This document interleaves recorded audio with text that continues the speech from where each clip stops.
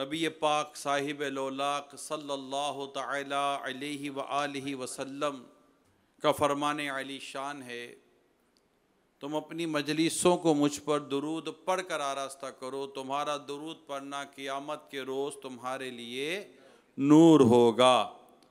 सल्लु अलल हबीब सल्लल्लाहु तआला अला मुहम्मद। धूम है अत्तार हर सू शाह के मिलाद की, झूम कर तुम भी पुकारो मरहबा या मुस्तफ़ा। अल्हम्दुलिल्लाह। यूँ तो नबी पाक सल्लल्लाहु अलैहि वसल्लम का ज़िक्र पाक, आपका चर्चा, आपकी मुबारक सीरत का बयान साल भर बल्कि चलता ही चला जाता है ना। कोई गुफ्तगू हो लब पर तेरा नाम आ गया है, क्या खूबसूरत बात है। कोई गुफ्तगू हो लब पर तेरा नाम आ गया है, कोई गुफ्तगू हो लब पर तेरा नाम आ गया है। तेरी मदह करते करते ये मकाम आ गया है, तेरी मदह करते करते ये मकाम आ गया है। दरे मुस्तफ़ा का मंजर मेरी चश्मे तर के अंदर कभी सुबह आ गया है, कभी शाम आ गया है। तो आका सल्लल्लाहु अलैहि वसल्लम का जिक्र पाक तो ज़ाहिर है कि हर वक्त हर घड़ी किसी न किसी तरह से हमारी ज़बान पर जारी रहना ही चाहिए, जारी रहता है। चाहे वो दुरूद व सलाम की सूरत में हो, या सीरत पाक बयान करने की सूरत में हो, या नातों की सूरत में हो, या बातें करते करते नबी पाक सल्लल्लाहु अलैहि वसल्लम की कोई ना कोई बात, कोई ना कोई जिक्र। लेकिन ख़ास तौर पर माह रबीउल अव्वल ये एक ऐसा महीना है कि जिसमें नबी पाक सल्लल्लाहु अलैहि वसल्लम का जिक्र मुबारक एक अलग ही उसका अंदाज हुआ करता है। रबीउल अव्वल उम्मीदों की दुनिया साथ ले आया, दुआओं की कबूलियत को हाथों हाथ ले आया। खुदा ने ना खुदाई की खुद इंसानी सफीने की, कि रहमत बन के छाई 12वीं शब इस महीने की। तो आहिस्ता आहिस्ता हम ये 12वीं शरीफ की तरफ भी बढ़ेंगे। तो ये ख़ास महीना वो महीना है कि जिसमें नबी पाक सल्लल्लाहु अलैहि वसल्लम की विलादत हुई। आप समझ सकते हैं, बल्कि हर एक इस बात पर यकीन रखता होगा, होना चाहिए बल्कि यकीन, ये तो हमारे यकीन से है कि नबी पाक सल्लल्लाहु अलैहि वसल्लम अल्लाह पाक को सबसे ज़्यादा प्यारे हैं। नबी पाक सल्लल्लाहु अलैहि वसल्लम की विलादत का जो शहर पसंद किया गया वो शहर भी अल्लाह को प्यारा,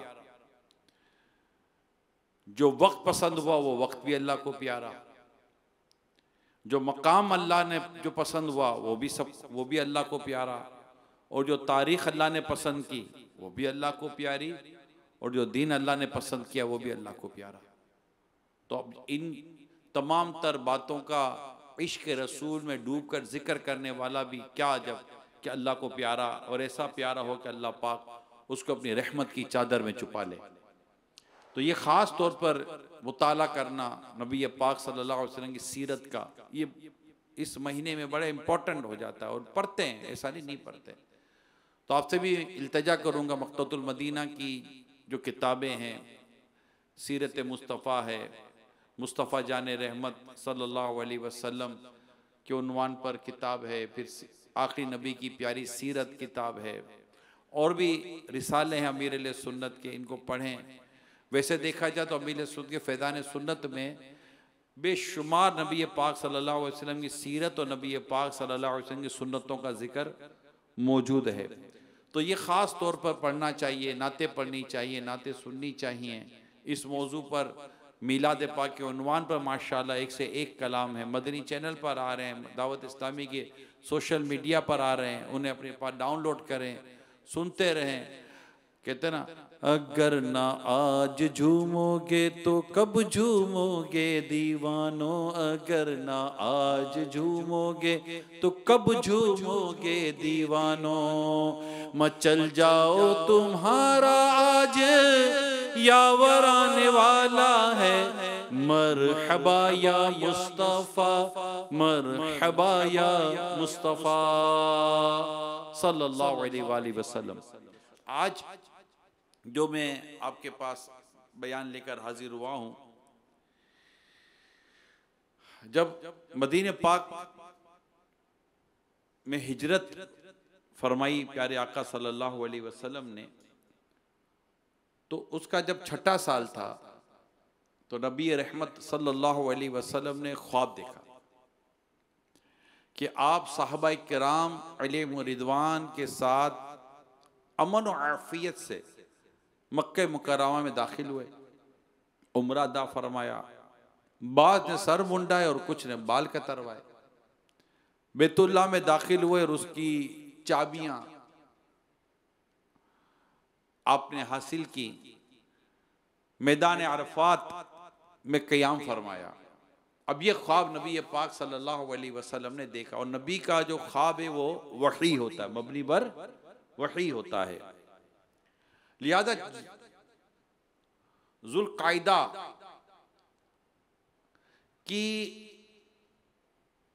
के महीने में छठी हिजरी आप सल्लल्लाहु अलैहि वसल्लम अपने 1400 सहाबाए किराम अलैहिम रिदवान के साथ उम्रे की नियत से मक्का मुकर्रमा रवाना हुए। मकाम हुदैबिया पर आप तशरीफ फरमा हुए, वहां रुके। कुफार ने मक्का मुकर्रमा में दाखिल ना होने दिया और वहां पर एक मुआहिदा हुआ, और उस मुआहिदे को सुलह हुदैबिया के नाम से याद किया जाता है, जो शोहरत है उसकी। अब हुआ यह था कि एक एक करके मुज़ाकरात के लिए कोई ना कोई आता। आखिर में एक शख्स जिसको खतीब कुरैश कहा गया, सुहेल बिन अमर कुरैशी, उसने मुआहिदा किया। उसमें चंद शराइत तय हुई। नंबर 1, फरीकैन के दरमियान 10 साल तक जंग नहीं होगी। इस साल मुसलमान उम्रा किए बगैर वापस चले जाएं, आइंदा साल उम्रे के लिए आए और 3 दिन मक्का मुकर्रमा में क़याम करें। मुसलमान अपने साथ तलवार के अलावा कोई हथियार ना लाएं, और वो भी तलवार नियाम के अंदर होगी। फिर एक शर्त यह तय हुई कि मक्का पाक से जो शख्स मदीने मुनव्वरा चला जाए, मक्के पाक से अगर कोई शख्स मदीने मुनव्वरा चला जाए तो उसे वापस कर दिया जाएगा। लेकिन अगर कोई मुसलमान मदीने मुनव्वरा से मक्का मुकर्रमा आ गया तो उसे वापस नहीं किया जाएगा। फिर एक शर्त यह हुई कि कबाइल अरब को इख्तियार होगा कि वो फरीकैन में से जिसके साथ चाहे दोस्ती का मुआहिदा कर लें। अब ये मुआहिदे की चंद शराइत मैंने आपके सामने बयान की हैं। बज़ाहिर इसमें मुसलमानों का जो पहलू था वो दबा हुआ था, मगर दूर अंदेशी कुछ और थी। दूर अंदेशी का जो मामला था वो इससे जुदा था। मेरे आका आला हज़रत इमाम अहले सुन्नत रहमतुल्लाह ताला अलैह फरमाते हैं कि जाहिर की नजर में इस्लाम के लिए दबती हुई बात थी, और हकीकत में ये बड़ी और नुमाया फतेह थी। फिर सूरह फतह की आयत नंबर 25 की तफसीर करते हुए आला हज़रत अलैहि रहमान ने फरमाई, ये आयत मुसलमानों की तस्कीन के लिए नाज़िल हुई। जो फतह मुबीन वाली जो आयत है, ये आयत मुसलमानों की तस्कीन के लिए नाजिल हुई कि इस साल तुम्हें दाखिले मक्का ना होने देने में कई हिकमतें थी। मक्के पाक में बहुत से मर्द और औरत खुफिया तौर पर मुसलमान हैं, कुफ्फार पर कहर ढाते हुए ला इल्मी में तुम इन्हें भी ना इन्हें भी ना रोन देते। नीज वहां वो लोग भी हैं जो अभी तो गैर मुस्लिम है, मगर अनकरीब अल्लाह पाक इन्हें अपनी रहमत से, इस्लाम की नेमत से माला माल फरमाएगा, इनका कत्ल भी ना मंजूर। इन वजूहात से कुफार मक्का पर से कत्ल कहर मौकूफ रखा गया। 1400 सहाबा कराम साथ थे। तो ये जो मुआहिदा हुआ, असल तो इसमें एक फतेह का गोया का सब्जेक्ट बयान था। मुसलमानों के पहले खलीफा हजरत सैयदना अबू बकर सिद्दीक रज़ी अल्लाह ताला अन्हु फरमाते, इस्लाम में हुदैबिया से बड़ी को फतेह नहीं, मगर लोगों की अक्लें अल्लाह व रसूल के मामले तक पहुंचने से कासिर है कि इसके अंदर क्या क्या हिकमतें और क्या क्या इसके अंदर मामला थे। हजरत इमाम ज़ोहरी रहमतुल्लाह ताला अलैह ने फरमाया, जब जंग रुक गई और अमन हो गया तो लोग एक दूसरे से मिलने जुलने लगे। 10 साल तक जंग नहीं होगी और एक तरह से एक अमन का मुआहिदा करार पा गया, तो अब जंग बंद हो गई। फिर कोई कबाइल फरीके में से किसी से भी दोस्ती कर सकते हैं, इस तरह की बातें भी सामने आई। तो वह ये कि जंग रुक गई और अमन हो गया तो लोग एक दूसरे से मिलने जुलने लगे और इस्लाम की दावत आम होने लगी। जिस शख्स में जरा सी भी अक्ल थी वो दाखिल इस्लाम हो गया। और सुलह हुदैबिया से फतेह मक्का तक, सुलह हुदैबिया से मक्के पाक फतह होने तक इन 2 सालों में इतने मुसलमान हुए जितने इससे पहले तमाम मुद्दत में हुए, बल्कि इससे भी ज्यादा। ये बात हुई।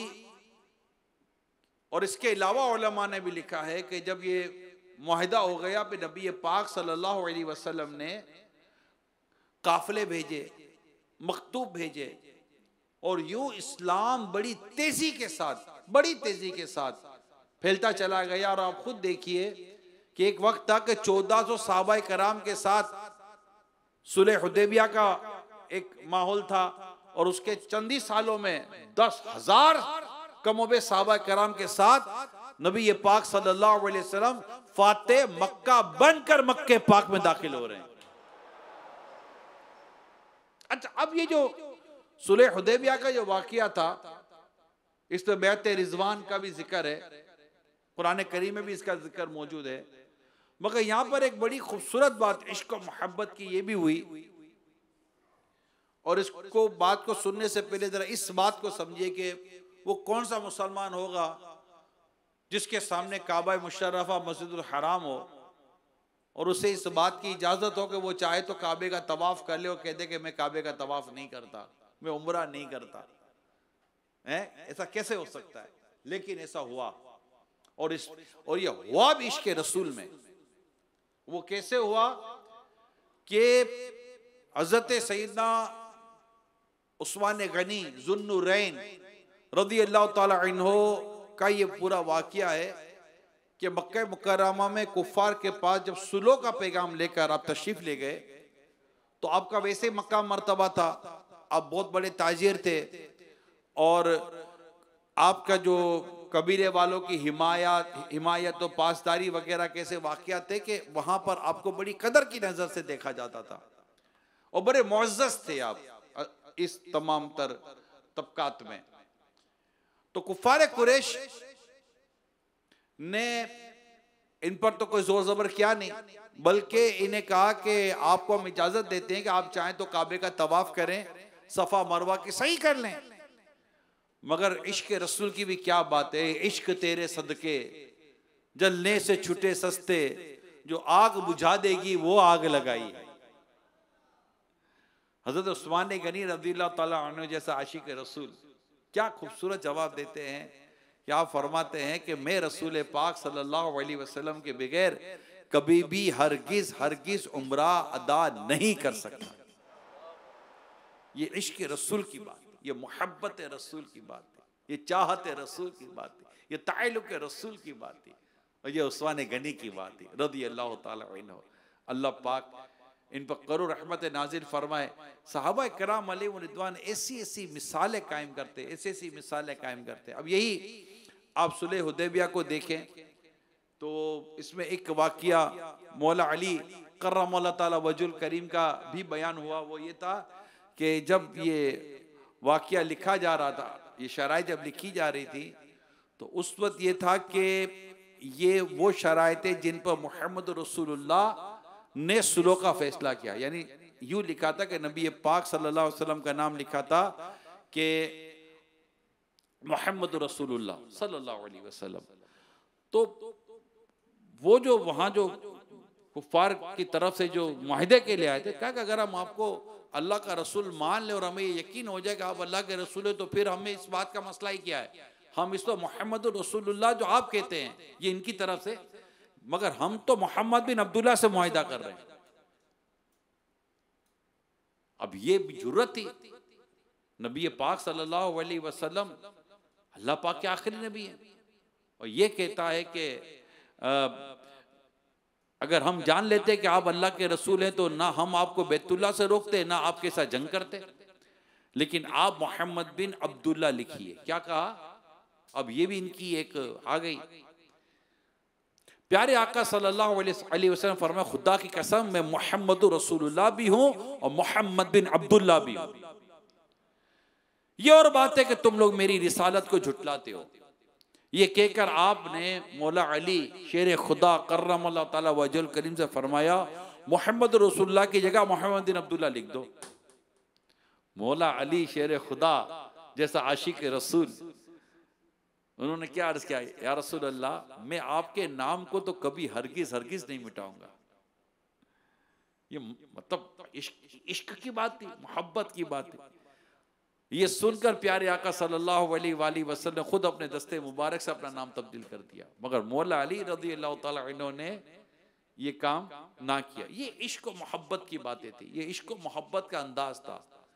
सहाबा किराम अलैहिम रिदवान कि जो इश्क का और आका सल्लल्लाहु अलैहि वसल्लम जो ताल्लुक का जो मामला था, वो इसको यूं समझे कि ये जो कुफार का जो एलची बनके जो वहाँ जो एक मौजूद था उरवा बिन मसऊद, ये वापसी जाकर कुफार को क्या कहता है, उसने जवाब उसने कहा, ए मेरी कौम, खुदा की कसम जो मोहम्मद सल्लल्लाहु अलैहि वसल्लम अपना लुआब डालते हैं, अब तो थुक मुबारक डालते हैं, तो वो किसी न किसी सहाबी की हथेली पर आता है, वो जमीन पर तशरीफ नहीं लाता, किसी न किसी सहाबी की हथेली पर आता है, और वो फर्ते अकीदत से उसे अपने चेहरे और अपनी खाल पर मल लेते हैं।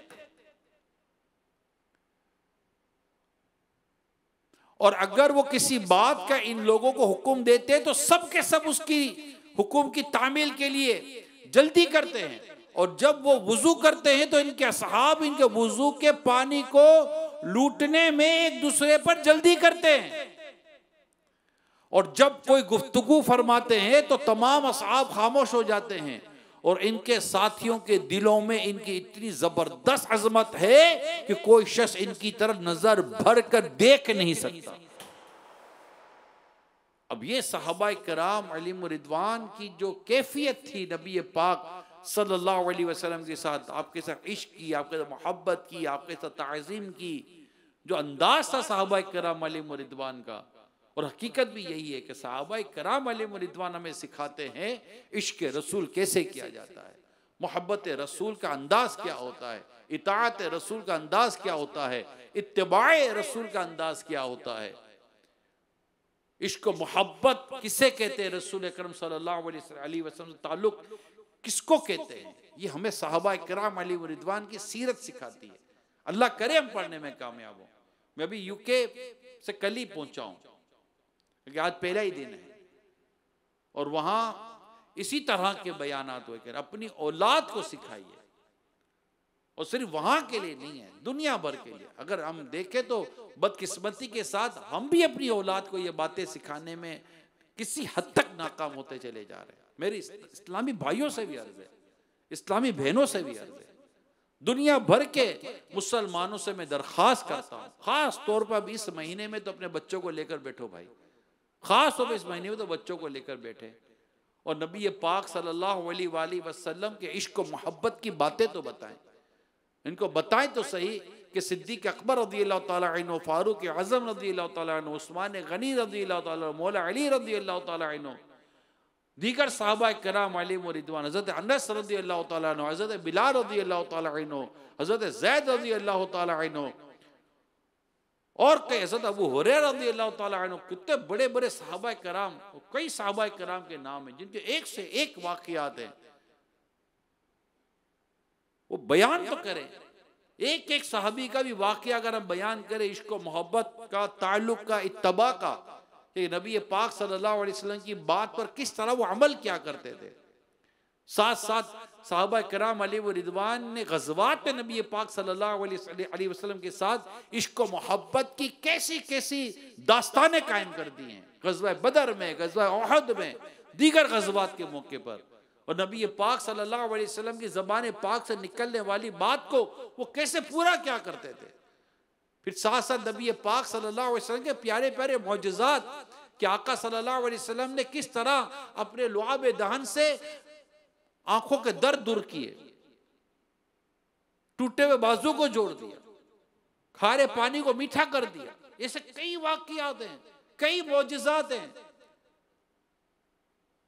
जिसको हमें बयान करना चाहिए अपनी औलाद को। लेकर बैठे तो सही, आओ बेटा मैं तुम्हें आज एक मौजज़ा सुनाता हूँ, नबी पाक सल्लल्लाहु अलैहि वसल्लम के वाक़या सुनाता हूँ, आओ बेटा एक बड़ी ईमान अफरोज़ स्टोरी सुनते हैं। और बैठकर बात, तो अब बच्चे खूबसूरत बातें हैं, ये बच्चे सुनेंगे और बच्चों के दिलों में इस अंदाज से सहाबा कराम की मोहब्बत भी पैदा होगी, अहले बैत अतहार की मोहब्बत पैदा होगी, क्योंकि इश्क रसूल बढ़ेगा। याद रखिए, इश्क रसूल जितना ज्यादा होगा उतनी ही साहबा और अहले बैत से मोहब्बत भी ज्यादा होगी कि इनको ताल्लुक तो रसूल पाक सल्लल्लाहु अलैहि वसल्लम से जो बयान हुआ ना। ये मेरी तमाम आशिकान रसूल से दरख्वास्त, बिलखुसूस इस महीने किताबें मौजूद है, मैंने शुरू में बयान की, सीरत मुस्तफ़ा किताब है, ये दीगर किताबें भी हैं माशाअल्लाह, मुस्तफ़ा जाने रहमत है, और आप ये प्यारे नबी की, आखिरी नबी की प्यारी सीरत किताब है। ये आखिरी नबी की प्यारी सीरत जो किताब है, तकरीबन 63 ईयर्स की जो नबी पाक सल्लल्लाहु अलैहि वसल्लम की जो उम्र मुबारक थी, ये साल बा साल ये किताब को मुरतब किया गया है। पहले साल, दूसरे साल, तीसरे साल, यहाँ 63 साल, 63 ईयर। तो यूं अगर हम अपने बच्चों को लेकर बैठे और नबी पाक सल्लल्लाहु अलैहि वसल्लम की सीरत बयान करें, मौजिज़ात बयान करें, बरकतें बयान करें, हुस्न जमाल की बातें करें, यूं बातें करें, इनके दिल में इश्क रसूल बढ़ेगा, मोहब्बत रसूल में इजाफा होगा। ये मेरी तमाम आशिकान रसूल से दरख्वास्त है। माह मिलाद है, माह मिलाद की बरकतें लेने का ये बेहतरीन तरीका है। इसी तरह माह मिलाद क्या फैज़ान लेने का बेहतरीन तरीका इस माह मुबारक में, खास तौर पर इस माह मुबारक में जो माह मिलाद है, उसमें हम दुरूद पाक की कसरत करें, कसरत से दुरूद, 1500 दुरूद पाक, क्योंकि 1500वां जश्न विलादत इस बार माशाअल्लाह आशिकान मिलाद दुनिया भर में मना रहे हैं, दुनिया भर में मना रहे हैं और दुनिया भर में मनाया जा रहा है अल्हम्दुलिल्लाह, और मनाया जाता रहेगा इंशाअल्लाह। दम में जब तक दम है जिक्र उनका सुनाते जाएंगे। तो ये 1500, 15 पारे, 15 बार कुरान, 1500 दुरूद पाक, तो यूं 15-15 की निस्बत से माशाअल्लाह अपने ऊपर कोई ना कोई चीज़ इस माह रबीउल अव्वल में खुद पर नाफिज करें और इसको लेकर चलें।